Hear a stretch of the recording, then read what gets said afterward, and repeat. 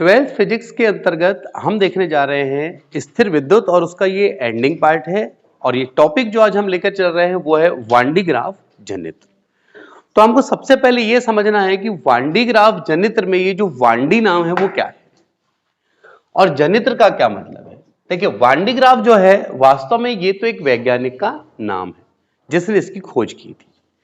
और जनित्र, जनित्र का मतलब किसी चीज का जनरेशन, जनरेट होना, उत्पत्ति होना, यानी कि इनने किसी एक ऐसी चीज को बनाया है जिससे कुछ उत्पन्न होता है।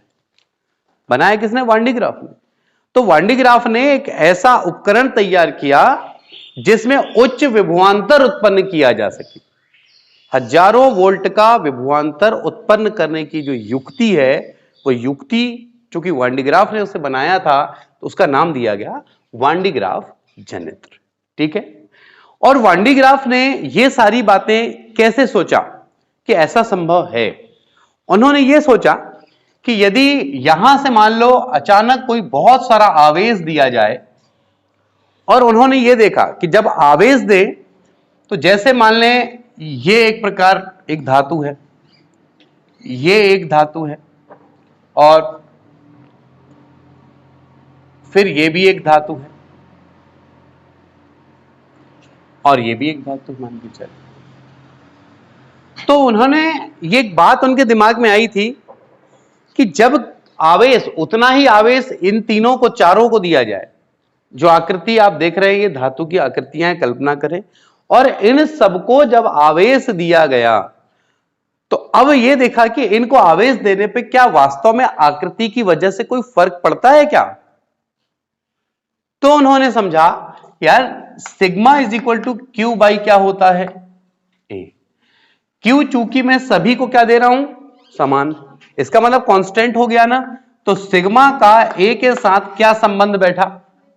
यानी जहां क्षेत्रफल ज्यादा होगा वहां पर सिग्मा क्या है? पृष्ठ आवेश घनत्व है।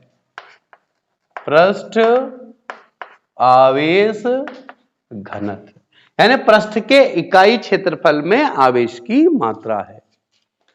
अब समझना, ये इसका क्षेत्रफल चौड़ा था, इसका थोड़ा सा कम हुआ, इसका थोड़ा सा कम हुआ और इसका जो नुकीला भाग है बहुत कम हो गया।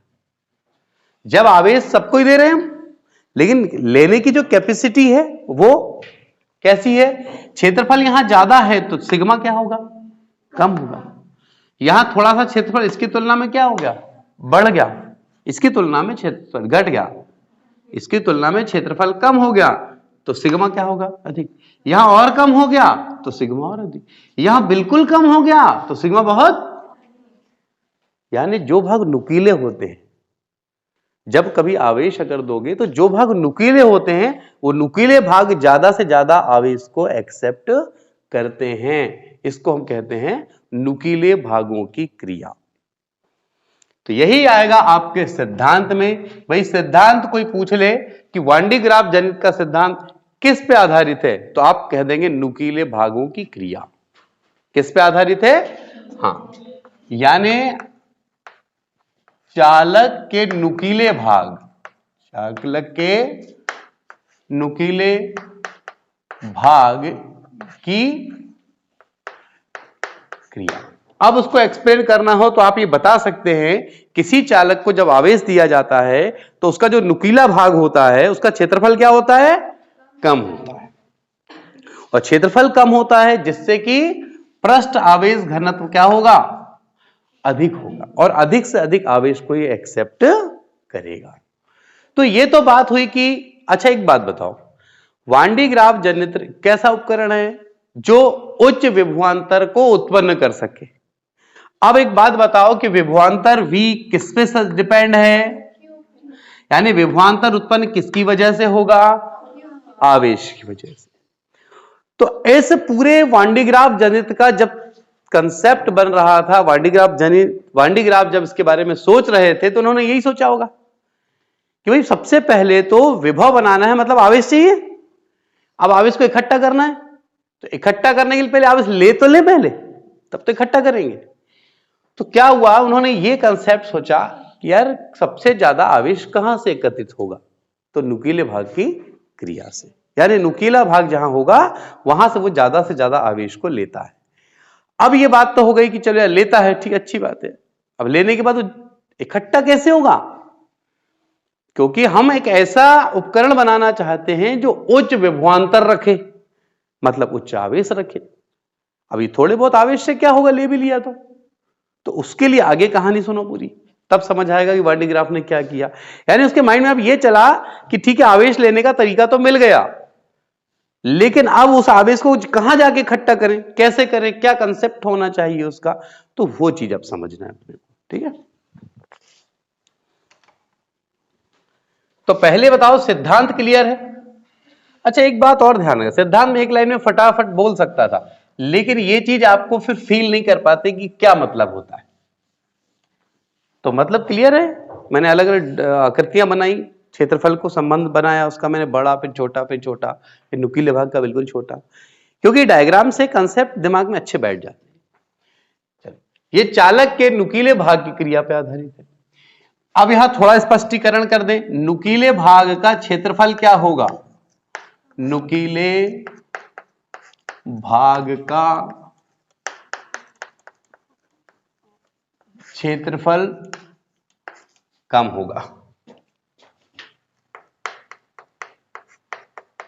जिससे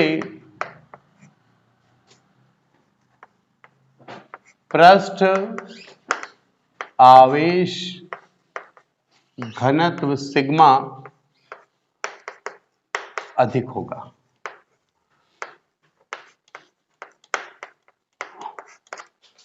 ठीक, अब आते हैं हम इसकी किस पर, बनावट।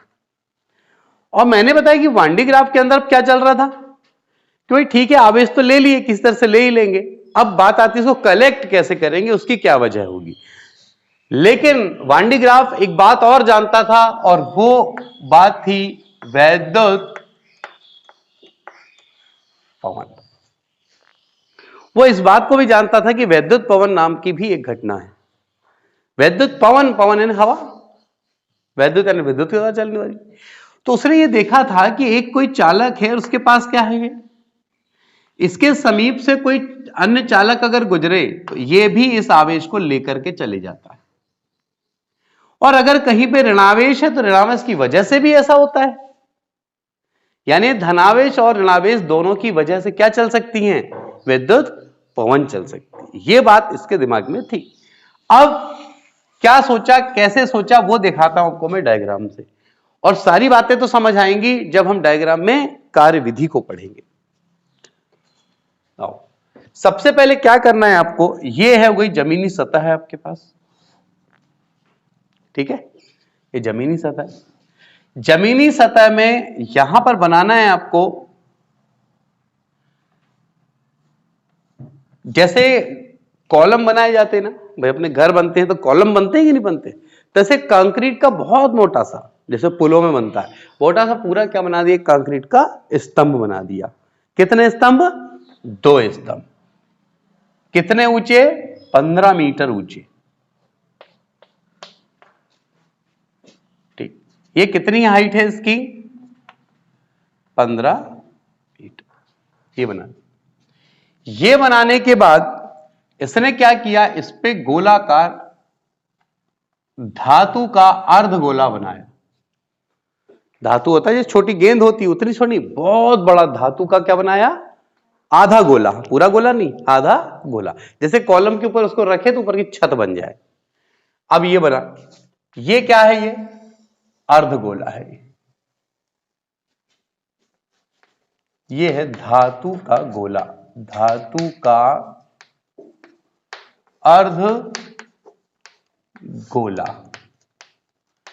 किस साइज का लिया, 5 मीटर व्यास का लिया। यानी ये जमीन है, ये धरती है, धरती पे 2 कंक्रीट के स्तंभ बनाया उसने, 15 मीटर ऊंचे बनाया, छोटा बड़ा नहीं किया।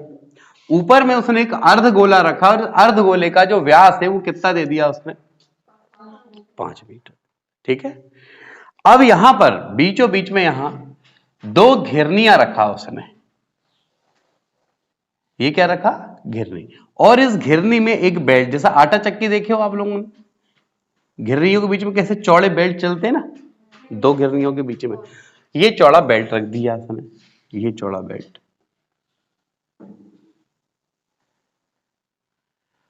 अब भाई बात आती है, चौड़ा बेल्ट अब जादू से तो नहीं घूमेगा, उसको घुमाने के लिए कुछ तो होना। तो यहां पर एक रखा उसने, क्या ये, यहां इसका संबंध किससे कर दिया, मोटर से, ताकि मोटर ऑन हो और वो घूमे, वो घूमेगा तो ये पट्टा भी घूमेगा। ठीक है, बनावट के बाद कार्यविधि ना आराम से समझ आएगी, लेकिन पहले सिस्टम समझ लो क्या है, क्या क्या चीजें हैं। तो सबसे पहले क्या था ये, ऊर्ध्वाधर स्तंभ। क्या क्या चीजें हैं देखो, ये क्या है, ऊर्ध्वाधर किसका बना, कंक्रीट का स्तंभ। कितना ऊंचा, 15 मीटर। ठीक है, दो चीजें हुई, पहली बात तो आपकी ये हो गई, दूसरी बात हो गई ये, और तीसरी बात हो गई ये घिरनी और ये पट्टा।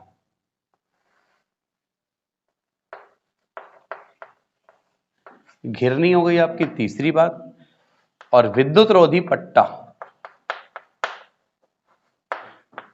बेल्ट, ये हो गई कौन सी बात आपकी, चौथी। ठीक है, नीचे ये क्या है आपके पास में, ये है विद्युत मोटर, ये हो गई पांचवी। अब यहां पर ध्यान रखना, जब हमने वांडी ग्राफ जनित को यह कहा है कि नुकीले भाग की क्रिया पे आधारित है, पर वो स्टेप तो कहीं अभी तक आया ही नहीं है। तो अब देखो कहां आ रहा है, यहां पर एक ब्रश रखना है जिसमें ऐसे नुकीले भाग निकले हो, और इसका जो संबंध है वो किससे रखना है, एक बैटरी से, प्लस, और ये भाई बैटरी से आवेश देना पड़ेगा। आवेश तो ये सामने ना ब्रश है, ब्रश के सब भाग कैसे होते हैं, नुकीले। जिस टूथ ब्रश देखते हो तो सामने वाले भाग नुकीले होते हैं ना, तो ऐसे यहां पे कार्बन के बने हुए ब्रश रखे, धातु का रखना पड़ेगा ना, धातु के ब्रश रखे, और इसको जब आवेश देंगे तो आवेश नुकीले भाग पे क्या होगा, ज्यादा होगा ना, क्योंकि हमने कोना कोना रखे ना, चाहते थे बड़ी प्लेट रख देते, पर नहीं, उसको हमने ऐसा काट काट काट के क्या, पतले पतले धार निकले होने चाहिए। धार क्यों निकला होना चाहिए, क्योंकि नुकीला होगा, और नुकीला होगा तो अभी हमने आपको बताया सिद्धांत में, नुकीला होगा तो क्षेत्रफल कम होगा, क्षेत्रफल कम होगा तो पृष्ठावेश ज्यादा होगा, ये वजह होगी। अच्छा ठीक है, हाँ, इसके बाद जैसे यहां आया, यहां पर भी एक कंघी ले लेते हम, यहां भी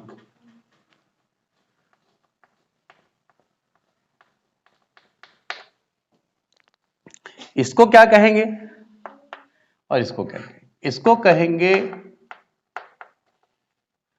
संग्राहक। क्या कहोगे, संग्राहक कंघी। ठीक है, और इसको आप कह सकते हो उत्सर्जक कंघी। हाँ, दो अलग अलग है, उसका संबंध किसी इससे है, इसका संबंध बैटरी से।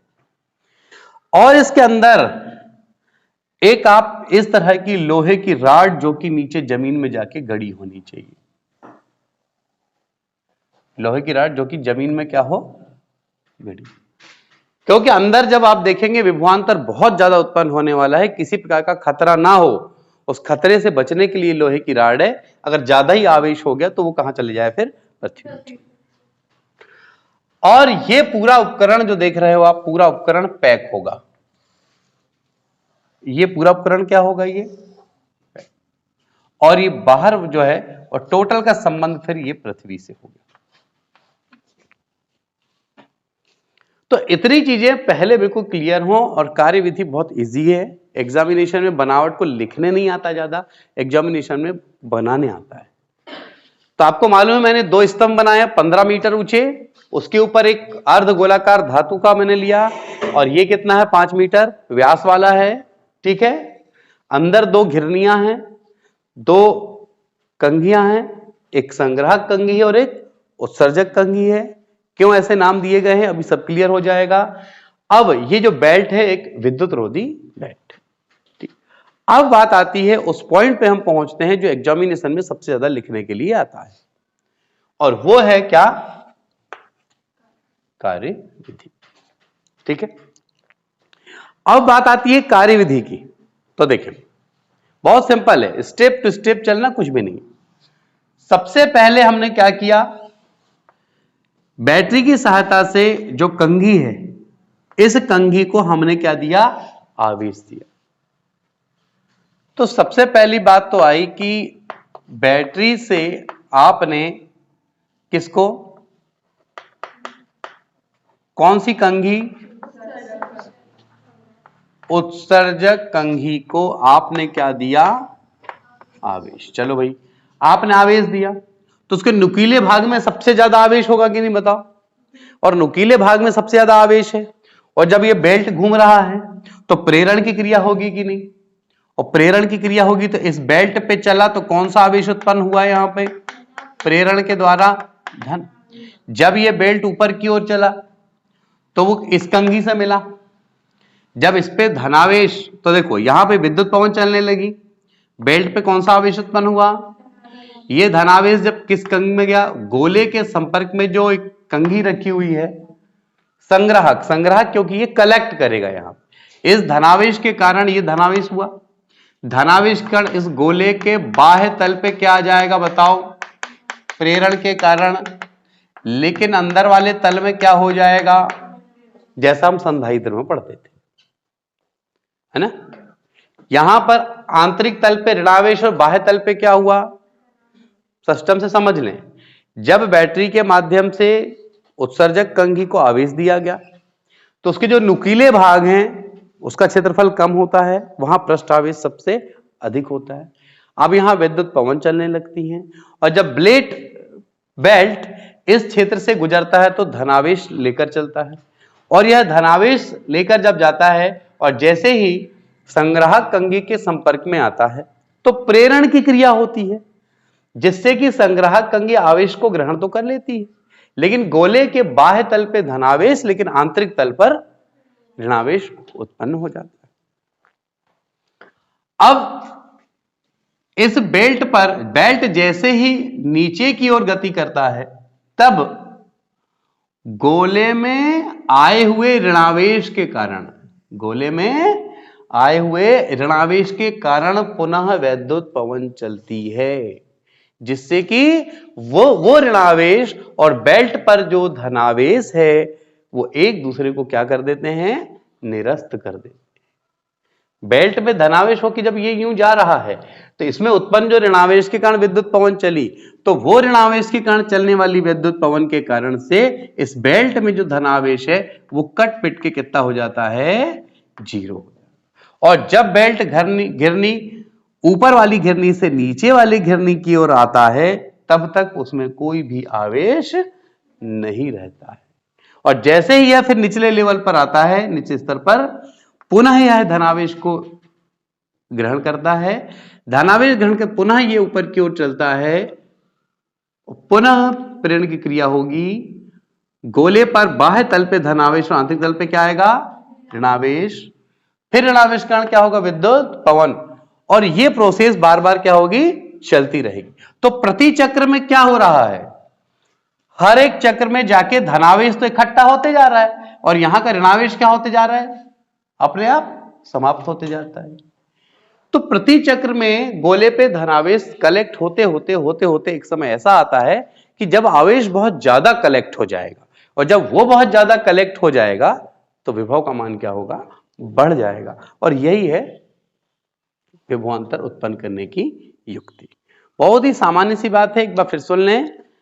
जब बैटरी से उत्सर्जक कंघी को आवेश दिया जाता है तो चूंकि कंघी के अग्रभाग नुकीले सिरे हैं, यहां पृष्ठ घनत्व तो अधिक होता है, जिससे कि यहां धनावेश के कारण विद्युत पवन चलने लगती हैं, और बेल्ट उस धनावेश को लेकर ये जब ऊपर की ओर चलता है तो जब ऊपर की कंघी यानी संग्राहक कंघी के समीप ये पहुंचता है तब प्रेरण की घटना होती है, और संपूर्ण गोले के बाह्य तल पर धनावेश और आंतरिक तल पर ऋणावेश उत्पन्न हो जाता है।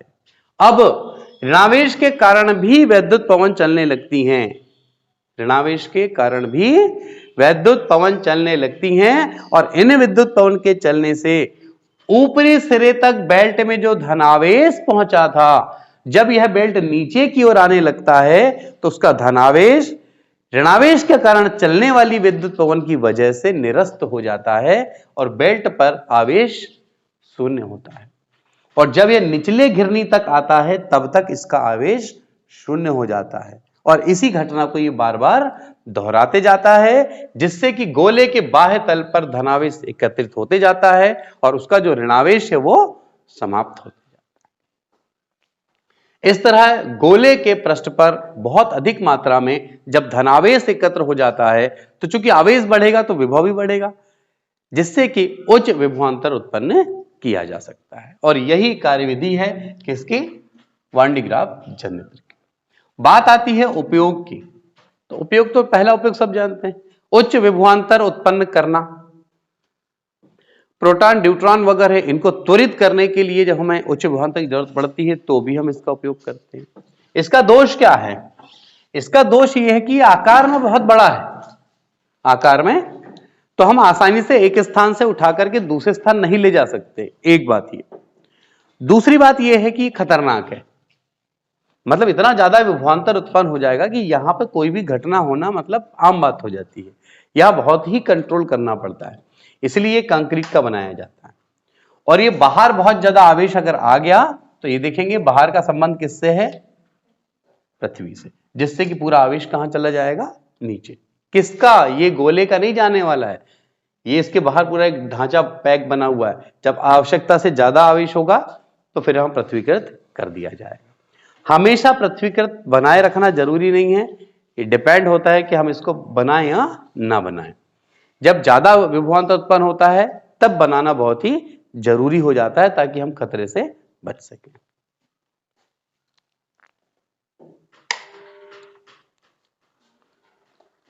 इसकी कार्यविधि 3 लाइन की है, घुमा फिरा के। इसको आवेश दिए, इसका नहीं नया सिस्टम रुको नहीं हुआ।